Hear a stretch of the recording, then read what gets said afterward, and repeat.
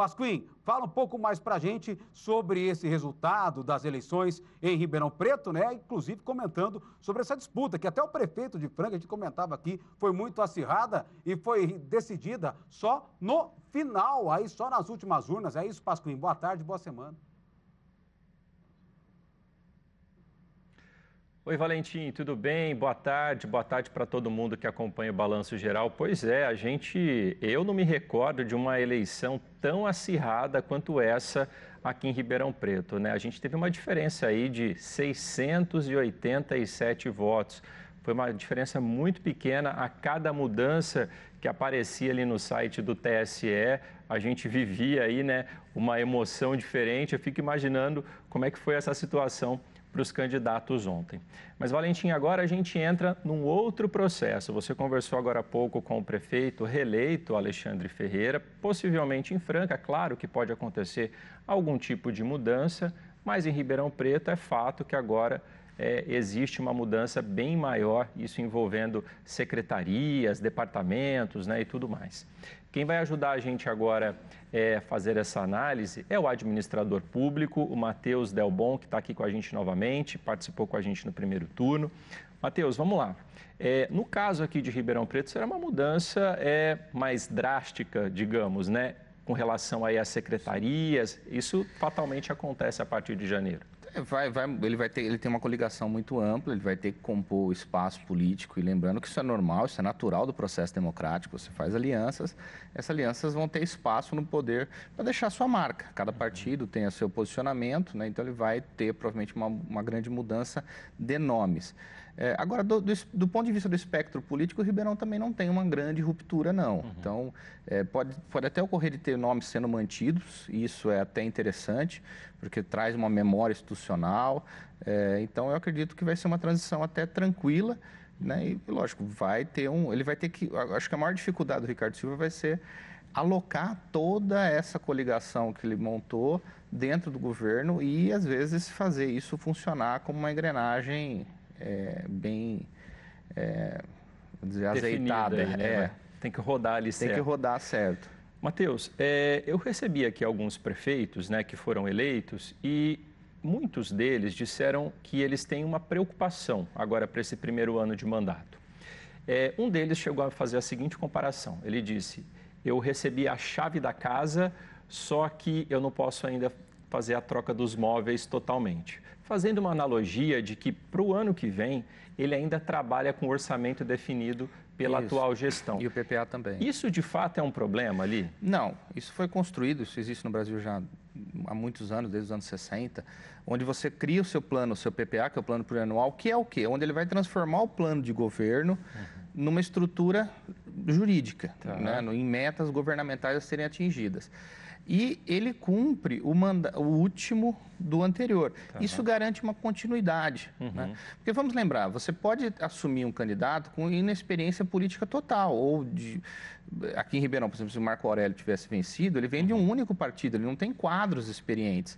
Então, ele não tem tempo de transformar o plano de governo dele em políticas públicas orçamentárias. Então, e nesse ano, ele tem todo um ano, junto com a equipe, conhecendo a prefeitura, para criar o seu plano plurianual, encaminhar para a Câmara, bem como o orçamento do ano seguinte. Então, assim, ele cumpre o orçamento do anterior e ele cumpre o último ano, né, de planejamento feito pelo seu anterior. Pode gerar problemas, embates? Pode. Tem ajuste, né? Aqui em Ribeirão nós temos um caso muito emblemático, que é a questão, por exemplo, do centro administrativo.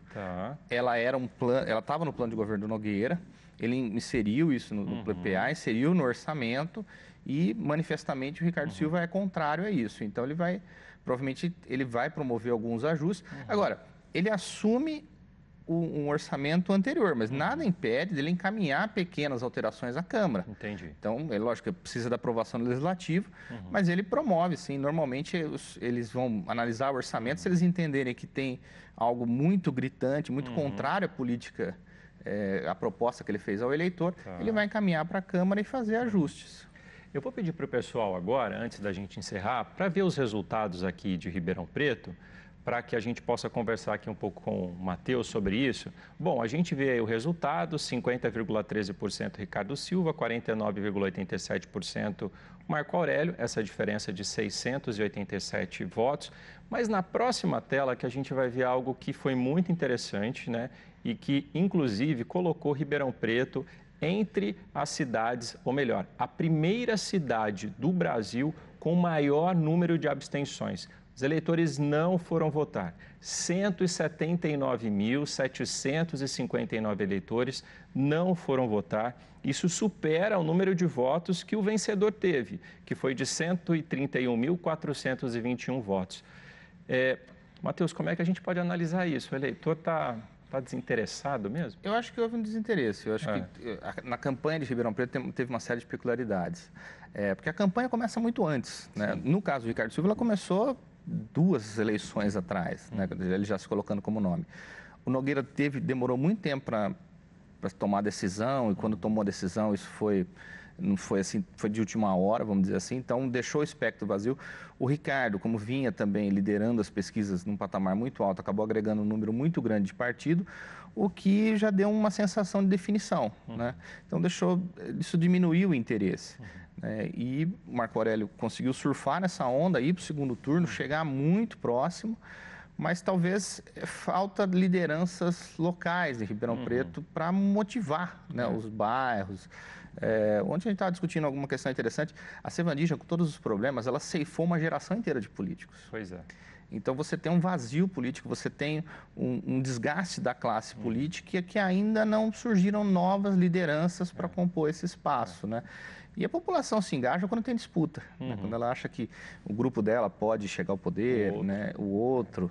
Né? Então, eu acho que isso explica um pouco essa abstenção recorde de Ribeirão Preto, o desgaste da categoria da classe política na localidade. A Sevandija, embora foi há um tempo, ela foi retomada no debate político aí durante a campanha. Revive.